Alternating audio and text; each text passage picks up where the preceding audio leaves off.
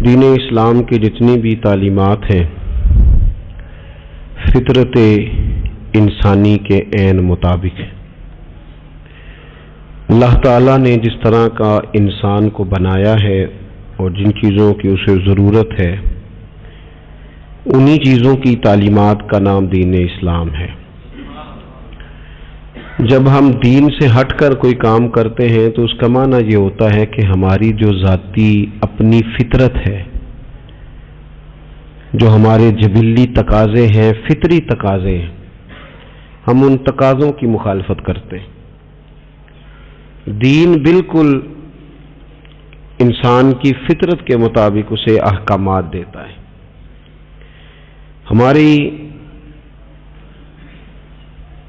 دینی تعلیمات کا جو بنیادی نقطہ ہے کتاب و سنت میں وہ یہ ہے کہ ہم امت وسط ہیں،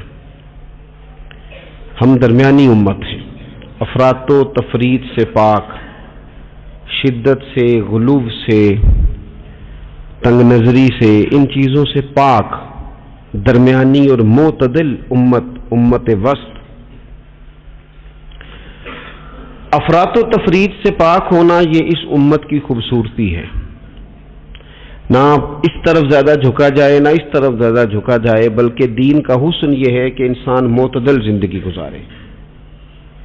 قرآن مجید میں اللہ کریم نے فرمایا وَلَا تَعْتَدُوا، حد سے نہ بڑھو، ان اللہ لا يحب المعتدین، اللہ حد سے بڑھنے والوں کو پسند نہیں کرتا، محبوب نہیں رکھتا۔ اللہ تبارک و تعالی ان لوگوں کو پسند نہیں فرماتا جو اعتدال کا رستہ چھوڑ جاتے۔ بعض لوگوں کی یہ طبیعت ہوتی ہے کہ وہ اپنی مزاج کے لحاظ سے ہی کبھی اس پلڑے میں جھک جاتے ہیں، کبھی اس پلڑے میں جھک جاتے ہیں۔ کسی سے دوستی ہوئی تو پھر اس قدر زیادہ ہوئی کہ غلو کا شکار ہو گئے، جان بھی حاضر، مال بھی حاضر، سارا کچھ ہی تو ہے، گھر کی باتیں بھی بتا لی، باہر کی بھی بتا لی، کاروبار کی بھی بتا لی، سب اسی کے نام کر دیا۔ لیکن جب اس شخص کے ساتھ اختلاف ہوا تو پھر دوست تو دور کی بات، اسے انسان ماننے سے بھی معاذ اللہ انکاری ہو گئے۔ تو یہ شدت ہے، یہ تناؤ ہے مزاج کا، اس سے انسان کا اخلاقی حسن ضائع ہوتا ہے، اس سے جو انسان کی انسانی خوبصورتی ہے وہ چلی جاتی ہے۔ وہ کسی نے کہا تھا کہ تعلقات جب حد سے گزر جائیں تو غم ملتے ہیں، اس لیے ہم ہر شخص سے کم ملتے ہیں۔ ہم کوشش کرتے ہیں کہ معتدل رہیں، زیادہ آگے بڑھنا ہی نہ پڑے۔ نبی پاک صلی اللہ تعالی علیہ وآلہ وسلم نے ہمیں معتدل دین دیا ہے، اعتدال والا، درمیانہ، اور فرمایا بہترین رستہ درمیانہ رستہ ہے۔ اور نبی پاک علیہ الصلوۃ والسلام نے فرمایا جو درمیانی چال چلتا ہے وہ کبھی تنگ نہیں ہوتا، جو اعتدال کا رستہ اختیار کرتا ہے تکلیف میں نہیں آتا۔ معتدل چلنے والے لوگ جو ہوتے ہیں ان کا بیلنس ہمیشہ ٹھیک رہتا ہے، ان بیلنس نہیں ہوتے۔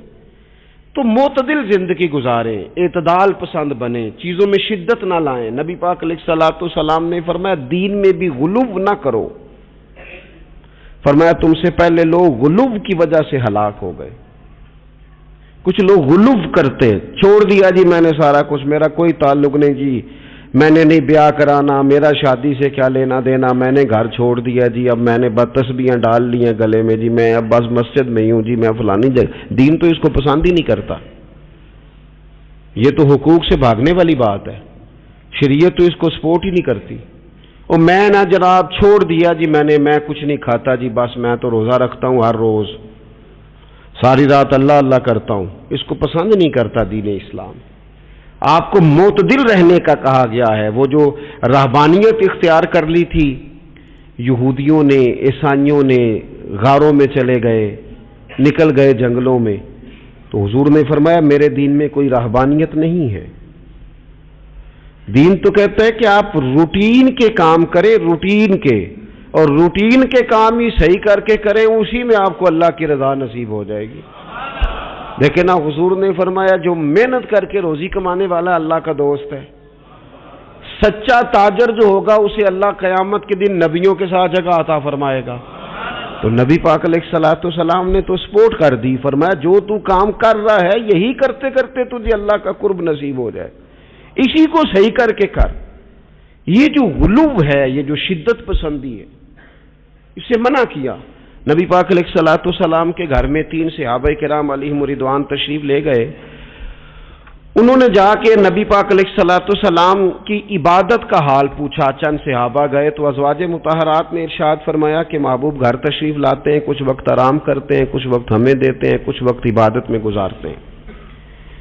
وہ تو گئے تھے جا کے یہ معلومات کریں گے اوہو کہ سرور کائنات تو ساری رات اپنے رب کو یاد کرتے۔ ہمارے ہاں بھی لوگ پیری مریدی کے سلسلے میں جب کہیں جاتے ہیں تو ان کا خیال ہوتا ہے کہ جو پیر صاحب ہوتے ہیں نا جی، نہ وہ روٹی کھائیں، نہ ان کے ہاتھ میں موبائل نظر آئے، نہ وہ ہنسیں، نہ انہوں نے اچھے کپڑے پہنے ہوئے ہوں، بالکل ایک فقیر آدمی، اور جب بھی ہم جائیں نا وہ تھوڑی، اور لوگ کرتے بھی ہیں یہ کام اللہ ماشاء اللہ، لوگوں کو دکھانے کے لیے وقتی طور پر بعض جگہوں پہ یہ سلسلہ ہوتا بھی ہے، لیکن یہ وہ نارمل زندگی نہیں جو ہمیں رسول پاک نے سکھائی ہے، یہ وہ دین نہیں کہ آپ بالکل کٹ گئے اور آپ حیرت انگیز بات کر رہے ہیں اور آپ جناب بالکل دنیا کا آپ سے کوئی تعلق ہی نہیں ہے۔ یہ تو رہبانیت ہے اور اسلام اس کو قبول نہیں کرتا۔ وہ صحابہ کرام علیہم رضوان نے نبی پاک علیہ السلام کے احوال شریفہ سنے تو وہ کہنے لگے کہ نبی پاک کے صدقے تو اللہ اگلے پچھلوں کو معاف کرے گا، حضور تو محبوب ہیں۔ یہ سن کے اب انہوں نے اپنے دل میں جو ارادہ کیا، کہنے لگے محبوب تو وراء الورا ہیں، لیکن ہم چونکہ گناہگار لوگ ہیں، عام آدمی ہیں، ہم اس طرح کریں گے کہ ہم ساری رات اللہ کی عبادت کریں گے۔ حضور تو محبوب ہے نا، چلو کچھ دیر آرام بھی کرتے ہیں، ہم ساری رات عبادت کریں۔ ایک نے کہا کہ بھائی میں تو ہر روز روزہ رکھا کروں گا نفلی۔ تیسرے نے کہا میں شادی نہیں کروں گا، میں ایسے ہی وقت گزاروں گا، تجرد کی زندگی گزاروں گا۔ رسول پاک علیہ السلام کو جب اس بات کی خبر پہنچی تو پتہ حضور نے تبصرہ کیا کیا؟ قربان جائیں، کیا انداز ہے گفتگو کا۔ محبوب فرمانے لگے یہ میں نے کیا سنا ہے کہ میں شادی نہیں کروں گا اور میں ہر روز روزہ رکھوں گا اور میں ساری رات ہی نفل پڑھوں گا، آرام ہی نہیں کروں گا۔ محبوب فرمانے لگے میں تم سب سے زیادہ اللہ کو جانتا ہوں اور میں تم سب سے زیادہ رب سے ڈرتا ہوں۔ حضور فرمانے لگے میں نے تو شادیاں بھی کی ہیں، میرے تو بچے بھی ہیں۔ حضور فرمانے لگے میں تو روزہ بھی رکھتا ہوں اور میں تو نفلی روزے چھوڑتا بھی ہوں۔ محبوب کریم علیہ الصلوۃ والسلام فرمانے لگے میں تو رات کو عبادت بھی کرتا ہوں اور آرام بھی کرتا ہوں۔ اللہ کے رسول صلی اللہ تعالی علیہ وسلم ارشاد فرماتے فرماتے بات کہاں تک لے گئے؟ حضور فرمانے لگے اپنے یہ سارے طریقے، اپنی یہ سنت حضور بیان کر کے کہنے لگے سن لو بھائی، جس نے میری سنت سے منہ موڑا اس کا مجھ سے تعلق ہی کوئی نہیں، میرے طریقے پہ چلو، جو میں تمہارے لیے اسوہ چھوڑ کے جا رہا ہوں اس اسوے کو اپناؤ، اس طریقہ مبارکہ پر عمل کرو، اعتدال نہ چھوڑے کبھی بھی۔ غیر معتدل ہو جاتے ہیں لوگ، میں نے دیکھا ہے کہ وہ جب بندہ غیر معتدل ہو جاتا ہے تو چیزوں کا حسن ختم ہوتا ہے، اس کا وقار اٹھ جاتا ہے، اس میں تازگی نہیں رہتی، اس کے اندر وہ کیفیت نہیں رہتی۔ یہ دین کی بات ہے نا، تبلیغ ہے، یہ بھی حد سے زیادہ نہیں کرنی چاہیے۔ حضرت عبداللہ ابن مسعود رضی اللہ تعالیٰ عنہ سے لوگوں نے کہا تھا ہمارا دل کرتا ہے آپ روز واز کریں، روز تقریر کریں، ہم روز سنیں، تو آپ فرمانے لگے نہیں، ہفتے میں 3 دن بات کروں گا، اتنی بات کریں گے جو معتدل رہے، جو حد سے زیادہ نہ بڑھے۔ وہ ہمارے ہاں رواج ہے نا 2.5 گھنٹے کی تقریر کا، 3 گھنٹے کی تقریر کا، 4 گھنٹے کی تقریر کا، تو ہم سے لوگ کئی دفعہ کہتے ہیں اسی تے جے گل سمجھن لگے تو تسی ختم کر دیتی۔ تو میں نے کہا آپ شروع لیٹ ہوئے نا، ہم اللہ کے فضل سے پہلی بات سے شروع ہو گئے تھے، ہم نے وہ آدھا گھنٹہ تمہید پہ نہیں نہ لگایا۔ تجاوز نہ کریں چیزوں سے، اعتدال میں رہیں۔ دیکھیے اسلام ہمیں یہ کہتا ہے کہ تم کھانا کھاؤ، کلو وشربو، کھاؤ بھی پیو بھی، تمام جائز چیزیں کھانے کی اجازت ہے، لیکن نبی پاک علیہ السلام نے فرمایا کمر سیدھی رکھنے کے لیے کھاؤ، اور جب تمہارا بڑا جی چاہے نا پیٹ بھر کے کھانے کو تو کریم فرمانے لگے پھر بھی 3 حصے کرو کھانے کے، ایک حصے میں ہوا ہو، ایک میں پانی ہو اور ایک میں خوراک ہو۔ پھر بھی پیٹ بھر کے نہ کھاؤ، بلکہ اللہ کے رسول صلی اللہ تعالی علیہ وسلم فرمانے لگے کسی نے اتنا برا برتن بھرا ہی نہیں جتنا کسی نے اپنے پیٹ کو بھرا، سب سے برا برتن تم نے بھرا۔ زیادہ کھائیں گے خواہشات زیادہ پیدا ہوں گی، زیادہ کھائیں گے نیند زیادہ آئے گی، زیادہ کھائیں گے غفلت زیادہ طاری ہوگی۔ لیکن کچھ لوگوں کا مقصد زندگی کھانا ہے، صبح کی پلاننگ الگ ہے، دوپہر کی الگ ہے، شام کی الگ ہے۔ آپ حیران رہیں گے کہ آپ اس ملک میں رہتے ہیں جس میں سب سے بہترین بزنس ہوٹل چلانے کا بزنس ہے، کھانے پینے کا کام کرو، یہ بھی بنا لو یہ بھی بنا لو، اچھا بھلا کھا پی کے اس کے بعد فاسٹ فوڈ کا آرڈر دے دیا جاتا ہے، اور کھانے کے بعد کتنی ساری چیزیں۔ اب تو یہ میں کچھ عرصے سے دیکھ رہا ہوں، اچھا بھلا کھانا کھاتے ہیں، اس کے بعد چائے کے ساتھ بسکٹ آ جاتے ہیں۔ میرا ایک غریب گھر سے تعلق ہے، ہم تو اس وقت چائے کے ساتھ بسکٹ کھاتے تھے، رس کھاتے تھے جب روٹی کوئی نہیں ہوتی تھی، یا روٹی کھانے کا پروگرام نہیں ہوتا تھا، کوئی پرہیز چلتی تھی۔ لیکن اب وہ لوازمات چائے کے ساتھ، اب تو لوگ چائے کا، اب جی آپ کا کھانا نہیں پکانا، چائے پکانی ہے تو چلو ٹھیک ہے چائے پک گئی، اب وہ چائے پک رہی ہے، اس کے ساتھ جناب بھنا ہوا گوشت پڑا ہے، اس کے ساتھ پیزا آ گیا ہے، اس کے ساتھ فلانی چیز آ گئی، یہ کیا ہے جی؟ اچھا پھر وہ خواہش بھی ہوتی ہے بعض میزبانوں کی کہ اب یہ تعریف بھی کریں، وہ سارا کچھ رکھ کے تو ساتھ یہ بھی کہہ رہے ہوتے ہیں تو چونکہ روٹی ڈاک چھڑی سی، لہذا پھر ہم نے نا یہ سارا کچھ کیا ہے۔ یعنی وہ کہہ رہے ہوتے ہیں کہ مہمان اب یہ کہے کہ او ہو آپ نے تو بڑا تکلف کر دیا ہے، اس کی کیا ضرورت تھی۔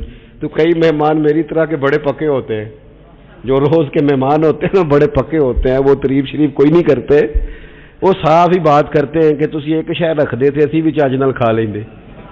اب تو یہ چکھنے چکھانے کا ہی ماحول ہے، کوئی ایک رکھتے یا ہماری مرضی کی رکھتے یا پوچھ لیتے کہ اس ٹائم روٹی کھانی ہے تو چلو ہم کھاتے۔ یہ لوازمات ہیں، یہ تکلفات ہیں، اس میں گھر والے بھی تکلیف میں، پیسہ بھی بعضوں کا ضائع۔ آپ کھانے کے لیے زندہ نہ رہیں، زندہ رہنے کے لیے کھانا کھائیں، اپنی طبیعت میں بوجھ نہ بنائیں کسی قسم کا۔ نبی پاک صلی اللہ تعالی علیہ وسلم نے مومن کی شان پتہ کیا بیان کی؟ فرمایا کافر اور منافق 7 آنتوں سے کھاتا ہے اور مومن 1 سے کھاتا ہے۔ اتنا فرق ہے کافر منافق کے کھانے میں اور مسلمان کے کھانے میں۔ 6 گنا کم روٹی کھاتا ہے مسلمان، 6 گنا کم۔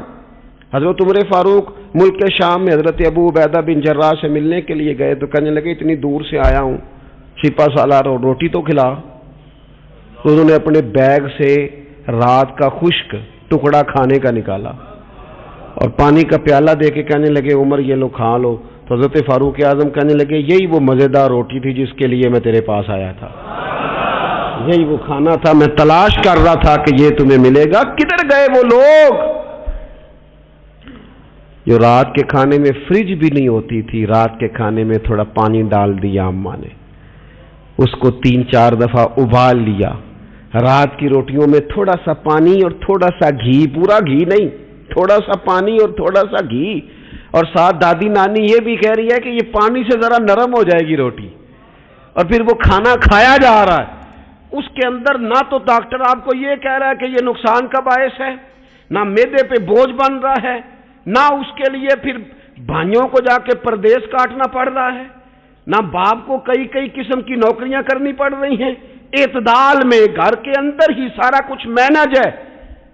یہ وہ حسن ہے جو اسلام کہتا ہے تم غیر معتدل ہو گئے، تم حد سے بڑھ گئے، تم نے زندگی ساری کھانے پینے پہ لگا دی۔ اور بھائی من چاہی نعمتیں تو جنت میں ملیں گی، ہم نے تو مزے کے کھانے وہاں جا کے کھانے، وہاں ملے گا پھل اور وہاں ملے گی نعمتیں جو بار بار ملیں گی، چہرے ایک جیسے ہوں گے پر ذائقہ بڑا منفرد سے منفرد نظر آئے گا۔ تو وہ جو پردہ غیب میں چیزیں تھیں وہ ساری چیزیں لوگ کہتے ہیں ہاں جی ہم ساری غیر معتدل نہ بنے، تھوڑی سادگی لائیں، تھوڑا درمیانہ راہ، اسلام اس کو پسند کرتا ہے۔ نبی پاک علیہ السلام کی بارگاہ میں ایک مہمان آیا، ابھی وہ مسلمان نہیں تھا، تو محبوب نے فرمایا ایک بکری کا دودھ دھو کے اسے پلا دو۔ ایک بکری کا دودھ دھویا گیا پلایا گیا، پھر دوسری کا دودھ دھویا گیا پلایا گیا، پھر تیسری کا، وہ 7 بکریوں کا دودھ پی گیا۔ صبح اللہ نے توفیق دی اور وہ کلمہ پڑھ گیا۔ اب نبی پاک علیہ السلام نے فرمایا اسے بکری کا دودھ دھو کے پلاؤ. ایک بکری کا دودھ پیا, دوسری کا پی نہ سکا, رات 7 کا پی گیا تھا. تو میرے کریم فرمانے لگے یہ مومن اور کافر کا فرق ہے. جب تک یہ حالت کفر میں تھا 7 بکریوں کا دودھ پی گیا, اب یہ مومن ہوا ہے تو اللہ تبارک و تعالی نے ایک دودھ کے ساتھ ہی اسے سیر فرما دیا ہے. اس کی تشنگی اور بھوک اللہ نے مٹا دی کھانے پینے کے لیے, اور اس کا ذہن بھی نہ بنائیں. میں جانتا ہوں جن گھروں میں بچے اس مزاج کے ہو جاتے ہیں, اس طبیعت کے ہو جاتے ہیں کہ آج یہ کھانا ہے, کل وہ کھانا ہے, پرسوں وہ کھانا ہے, وہ پھر کھانے پینے میں سارا وقت گزرتا ہے. پھر وہاں دیکھا ہے کہ اماں بیچاری باورچی خانے میں ہی رہتی ہے, پھر وہاں صرف ایک ہی سلسلہ ہے کہ کھاؤ کتنا کو کھا سکتے ہو. تو معتدل رہیں. تیسری بات یہ کہ رزق کمانے کے مسئلے میں بھی معتدل رہیں. کاروبار کریں, محنت کریں, منصوبہ بندی کریں, کوشش کریں,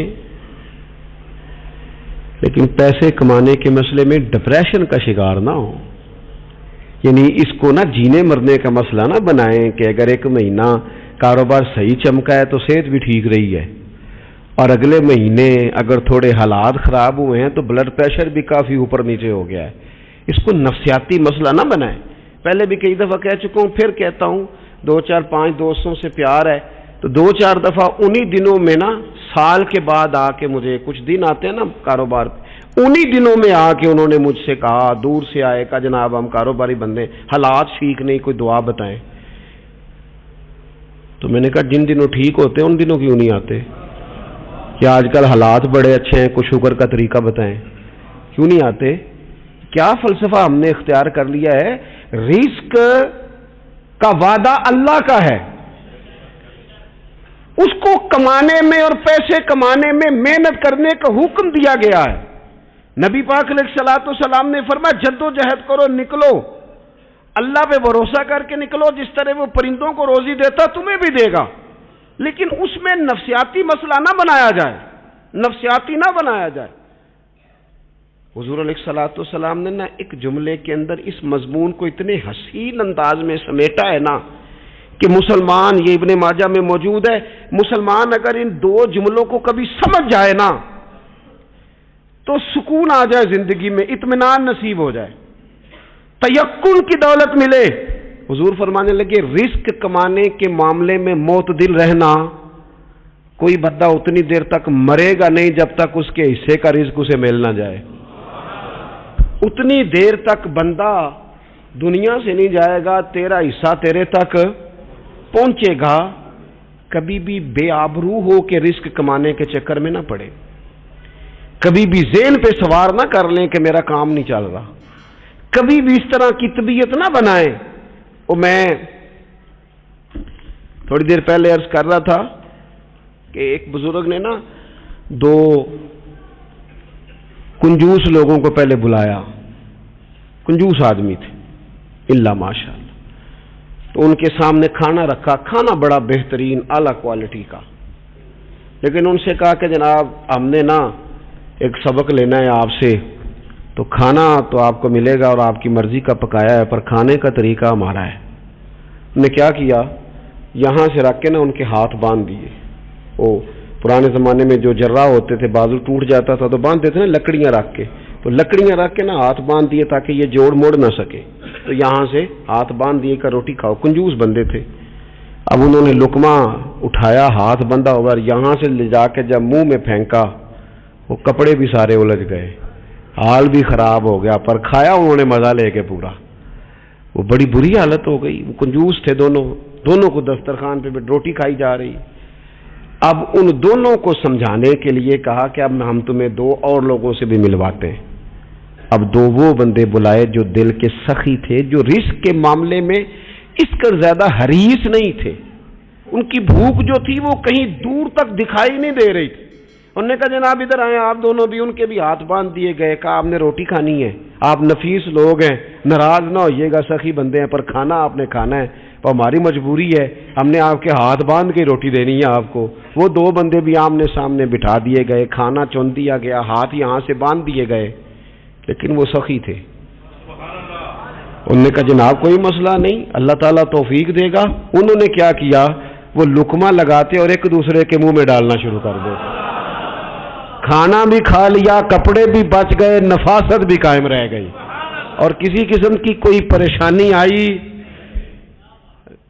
کام خاصا مشکل ہے کسی کے منہ میں لقمہ دینا، کام بڑا مشکل ہے، یعنی کھانا آ جائے، پک جائے، پاس پہنچ جائے، اور پھر اسے توڑ کے بنا کے اتنی محنت کر کے دے کسی کے منہ میں دینا، لیکن یہ دے کے دیکھو کپڑے بچ جائیں گے انشاءاللہ، نفاست نظر آئے گی، حسن نظر آئے گا، خوبصورتی نظر آئے گی، اس میں لطافت محسوس ہوگی، اس میں لگے گا کہ یہ بندہ ایسا ہے جسے اللہ تعالیٰ نے اپنے فضل سے عطا فرمایا ہے۔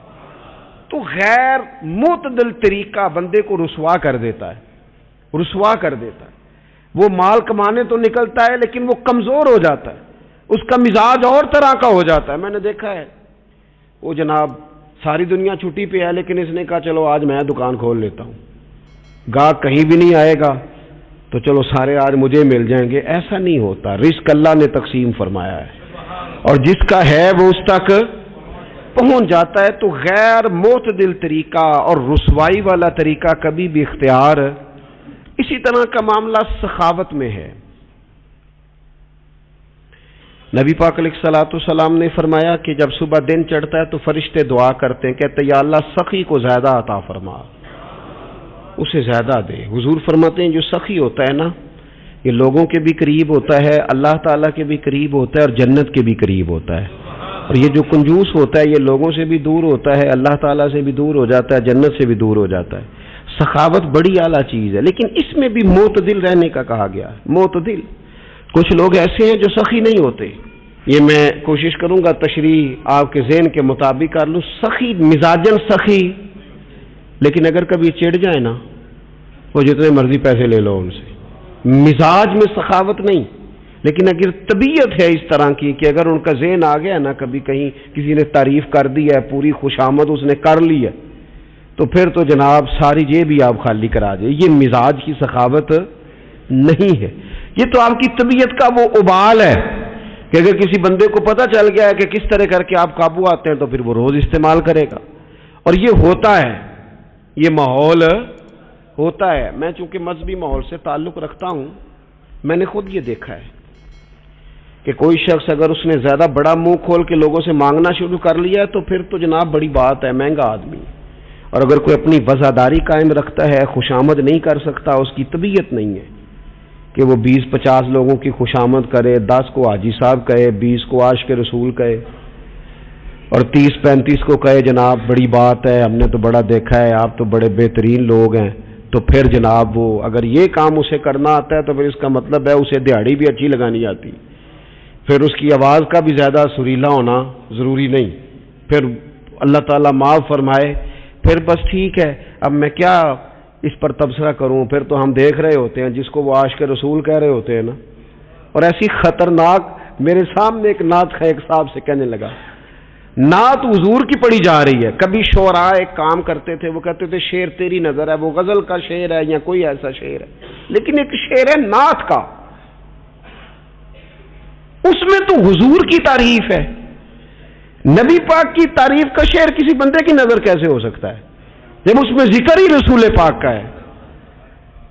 تو وہ نعت خان صاحب کہنے لگے، بندہ سامنے بیٹھا ہے، تھوڑا بہت میں بھی اسے جانتا ہی تھا، تو اسے کہنے لگے حاجی صاحب شعر تہاڈی نظر ہے، میں انہوں آخیا تو مہربانی کر ایدی نظر کوئی اور شے کر لیا، یہ تو نعت ہے حضور کی، یہ نبی پاک کے لیے ہی رہنے دے، اس کی نظر تو نے کر دی ہے، تو نالے میں کیا حاجی جنی دیر تک پیچھے بیٹھا سی اونی دیر تو نظر کیتی نہیں، ان دتیاں لے کے سامنے آئے تھے تو نظر نیاز شروع کر لی۔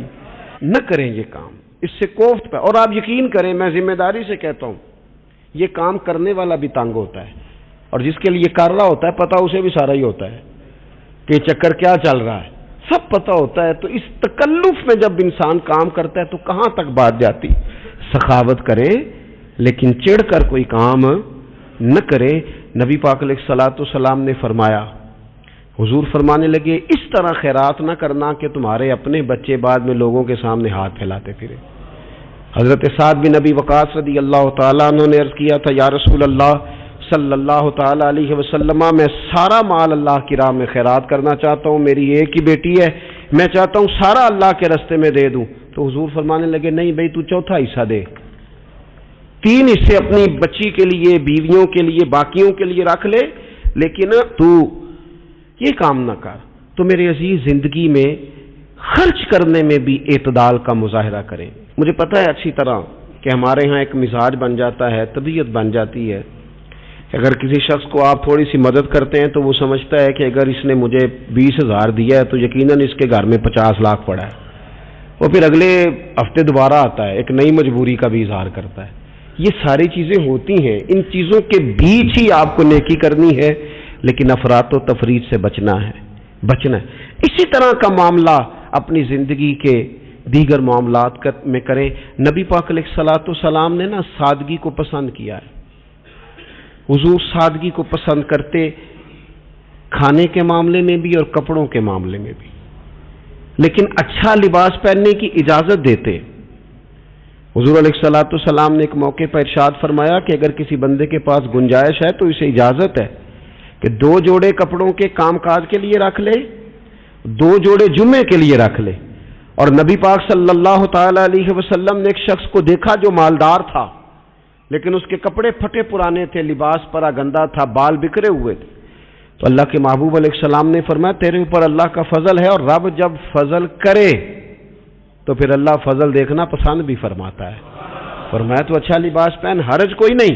لیکن اپنا رسول پاک علیہ السلام کا طریقہ مبارکہ یہی تھا کہ سیدہ عائشہ صدیقہ فرماتی ہیں کہ یہ وہ لنگی مبارک ہے اور یہ وہ پیوند والا کرتا مبارک ہے، اسی میں محبوب نے اپنی جان اپنے رب کریم کی بارگاہ میں پیش کر دی.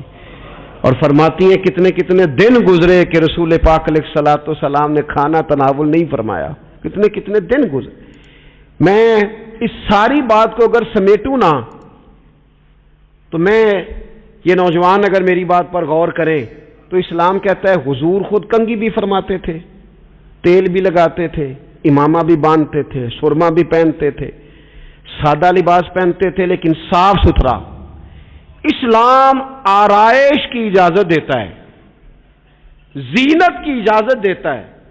آپ کنگا کریں، تیل لگائیں، خوشبو لگائیں، سرما لگائیں، صاف لباس پہنے، کپڑے دھلے ہوئے پہنے. حضور نے حکمن کہا، تاکیدن کہا کہ جمعے والے دن نہا کے مسجد میں آیا کرو. اسلام آرائش کی اجازت دیتا ہے، بس نمائش سے منع کرتا ہے. دکھاوا نہ کرو، نمائش نہ کرو. یہ نہ کہو کہ میں نے اتنے لاکھ کا پہننا ہے، ذرا لگ پتہ جائے لوگوں کو. یہ نہ مزاج بناؤ کہ اوہو یہ تو میں نے جناب پچھلے ہفتے بھی پہنا تھا، یہ تو میں نے منگنی والے دن بھی پہنا تھا، نکاح والے. یہ نمائش ہے، نمائش سے اسلام منع کرتا ہے. اللہ کے پیارے رسول صلی اللہ تعالی علیہ وسلم نے فرمایا جس نے دنیا میں شہرت کا لباس پہنا، اس طرح کا لباس پہننا چاہا، اس طرح کے کپڑے زیب تن کرنا چاہے جس سے محسوس ہو کہ میں ایک بڑا آدمی ہوں، میں مالدار آدمی، جس نے دنیا کے اندر شہرت کا لباس پہنا، اللہ قیامت کے دن اسے ذلت کا لباس پہنائے گا. یہ معتدل کیوں نہیں رہا؟ اس نے کیوں حد سے تجاوز کیا؟ اس کو اس طرح نہیں کرنا چاہیے تھا. رسول رحمت صلی اللہ تعالی علیہ وآلہ وسلم نے ہمیں جس چیز کی اجازت دی ہے وہ کام ہم کر سکتے ہیں، اور جس سے نبی پاک علیہ الصلوۃ والسلام نے ہمیں روکا ہے اس کام سے ہم نے بچنا ہے. ایک اور بات بھی خاص اور بالخصوص نوجوانوں سے کرنی ہے، وہ خاص جس طرح کھانے پینے میں معتدل رہیں، کمائی کرنے میں معتدل رہیں، خرچ کرنے میں اعتدال کا مظاہرہ کریں، لباس میں اعتدال کا مظاہرہ کریں، اسی طرح نا یہ آرام کرنے میں بھی ذرا معتدل رہیں. بہت زیادہ آرام کرنے لگ گئی ہے نئی نسل. آپ ضرورت سے زیادہ بھی سو لیں تو تھکاوٹ بڑھ جاتی ہے. اگر انسان اتنا ہی آرام کرے نا جتنا اس کی طبیعت کے لیے ضروری ہے تو اس میں طبیعت فریش رہے گی. لیکن اگر آپ کہیں، وہ ایک دوست ہیں ہمارے، تو ان کو جب تک کوئی اٹھائے نہ تو اٹھتے نہیں. تو گھر والوں نے ایک دن ارادہ کیا کہ آج صبح نہیں اٹھانا، دیکھتے ہیں کتنے بجے اٹھتا ہے. ماشاءاللہ شادی شدہ ہیں، بچے ہیں. تو کہنے لگے جی پھر اللہ کے فضل سے میں 2 بجے خود ہی اٹھ گیا تھا. رات ایک شخص سویا ہے اور اگلے دن 2 بجے سویا. تو اب انہوں نے تو یہ بات محبت میں کی، تو پھر میں نے ان سے یہ پوچھا، میں نے کہا یہ بتائیں کہ آپ چلیں رات آپ سو گئے، سمجھ لیں آپ سو گئے 2 بجے رات کو، 12 گھنٹے کے بعد اگر آپ اٹھے طبیعت کیسی تھی؟ کہنے لگی فریش نہیں تھی۔ میں نے کہا فریش تبھی ہوتی ہے اگر آپ فجر میں اٹھ کے وضو کر کے نماز پڑھتے، فریش یہ تبھی ہوتی ہے اگر آپ سحری آپ اپنی روٹین کے مطابق اٹھتے اور اپنی ڈیوٹی پہ جاتے، واپس آتے اور تھک کے سوتے۔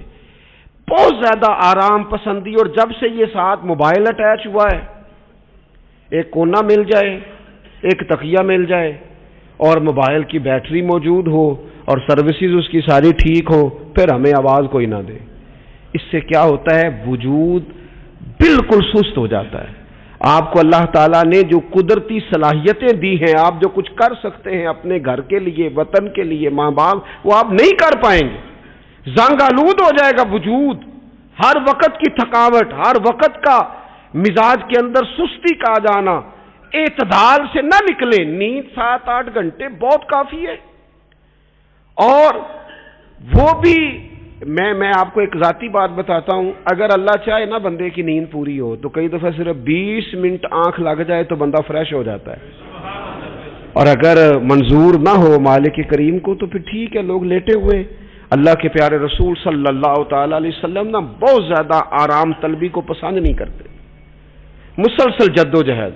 گھر آئے، کچھ دیر آرام کیا، نماز شروع کر لی، حضور تہجد میں اٹھ گئے، پھر حضور فجر میں اٹھ گئے، دوپہر میں تھوڑا سا آرام فرماتے تاکہ رات کو بیدار رہنا آسان ہو، لیکن بہت آرام پسندی۔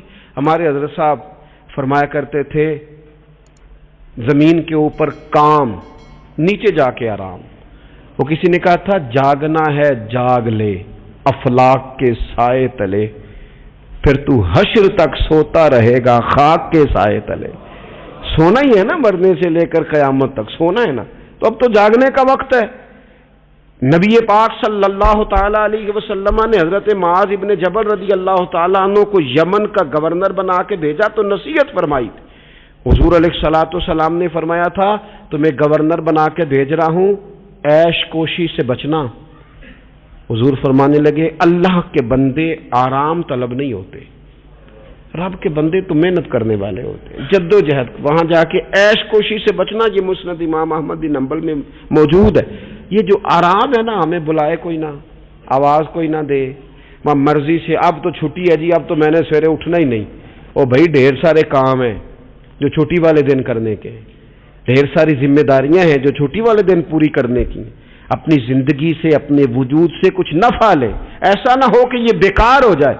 لیکن اگر زندگی صرف اور صرف کھانے پینے میں، لباس پہننے میں اور باتیں کرنے میں لگ جائے تو پھر تو آپ بیکار ہو جائیں گے۔ پھر تو محسوس ہوگا کہ جیسے انسان نہ خوابوں کی دنیا میں زندہ ہے، باتوں کے ساتھ اپنے دل کو مطمئن کرتا ہے۔ اس نے اچھا لباس پہن لیا ہے، بس آئینے میں اپنے آپ کو دیکھ کے خوش ہوتا رہتا ہے، طرح طرح کے کھانے منگاتا رہتا ہے، بس زبان کے ذائقے پورا کرتا رہتا ہے۔ امام طبرانی حدیث لائے ہیں، رسول پاک صلی اللہ تعالی علیہ وسلم نے فرمایا میری امت میں ایسے لوگ آئیں گے جو رنگ برنگے کھانے کھائیں گے، انواع و اقسام کے مشروبات استعمال کریں گے، طرح طرح کی زیب و زینت کریں گے، اور منہ پھاڑ پھاڑ کے باتیں کریں گے، منہ کھول کھول کے گفتگو کریں گے۔ حضور نے پتہ کیا فرمایا؟ فرمایا یہ میری امت کے بدترین لوگ ہیں، یہ بدترین لوگ ہیں جن کا مقصود ہی صرف لباس پہننا ہے، مقصود ہی صرف کھانے کھانا ہے، مقصود ہی منہ کھول کھول کے باتیں کرنی ہے۔ ان لذات میں جو لوگ پوری طرح الجھ گئے، کوئی خیر کا کام ہی نہ کر سکے، کوئی مقصد زندگی کی طرف ہی نہ بڑھ سکے، یہ بدترین لوگ ہیں۔ عزیز دوستو، ان 3 چیزوں میں ڈھیر سارے لوگ، اللہ تعالیٰ معاف کرے اللہ ماشاء اللہ، اللہ سب کو محفوظ رکھے، اپنی زندگی کو ضائع کرتے دکھائی دیتے ہیں۔ یا تو کھانے پینے کا شوق ہے، یا لباس کی زیب و زینت کی طرف توجہ ہے، یا بس نشستن گفتن برخاستن بیٹھے ہیں اور باتیں کی ہیں اور اٹھے اور اتنی باتیں کی ہیں، اتنی باتیں کی ہیں، اس میں بھی کوئی اعتدال نہیں۔ بہت زیادہ بولنے سے وقار چلا جاتا ہے، بہت زیادہ باتیں کرنے سے باتوں کا حسن ضائع ہوتا ہے، بہت زیادہ بولنے والے کے جملے قیمتی نہیں رہتے، بہت زیادہ باتیں کرنے والا آدمی بے وزن اور بے وقت ہونے لگتا ہے. بغیر مانگے مشورہ دینے والے لوگوں کے مشوروں کو لوگ ردی کی ٹوکری جاننے لگتے ہیں. اپنی زندگی کو اگر وزادار اور باوقار بنانا چاہتے ہیں تو ذرا لباس میں بھی سادگی ہو. اللہ کی ہر نعمت خوش دلی سے استعمال کی جائے. سادہ کھانا بھی ملے تو رب کی عطا سمجھ کے رغبت کے ساتھ شوق کے ساتھ اسے استعمال کیا جائے. مجلس میں بیٹھا جائے تو سیکھنے کی کوشش کی جائے, دوسروں کی باتوں کو سنا جائے. اللہ تعالیٰ نے نا کان 2 دیے ہیں, زبان 1 دی ہے. معنی کیا ہے؟ ڈبل سننا چاہیے اور سنگل بولنا چاہیے. 2 گنا سنیں اور اس سے آدھی گفتگو کریں. اور ہمارے حضرت تو فرمایا کرتے تھے اپنے جملوں کو چھوٹا کرو.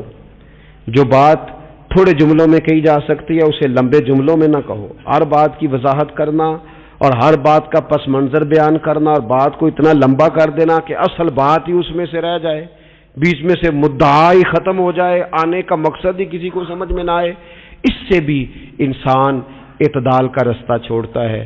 تو فرمایا ولا تعتدوا, حد سے نہ بڑھو. ان اللہ لا يحب المعتدین, اللہ حد سے بڑھنے والوں کو پسند نہیں کرتا.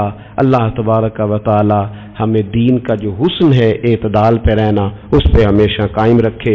آخر دعوایا ان الحمد للہ رب العالمین.